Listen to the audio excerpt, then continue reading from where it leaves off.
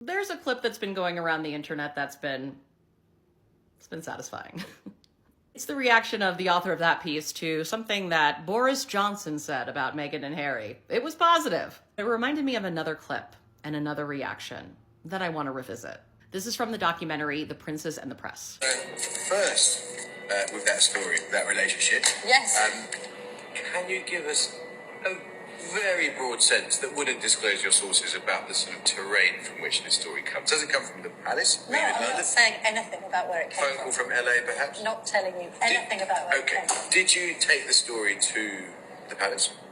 No. You didn't? No. Well, I tell you who I took the story to, first of all, of course, is my editor. There is confidence in her answer until Amal Rashan words it a little differently. The story to the palace?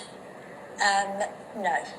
You didn't? No. She didn't take this story to the royal palace to confirm that Harry and Meghan are in fact dating. Why? How could a journalist be so sure that they don't even take it to the palace? And the editor is totally fine with it. I have some theories. One is that a royal household gave her the story, and that in going forward to the palace, she would have to disclose who gave that up.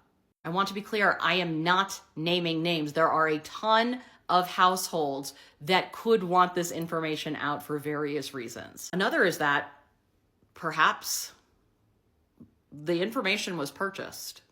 Who knows how that information could have been obtained?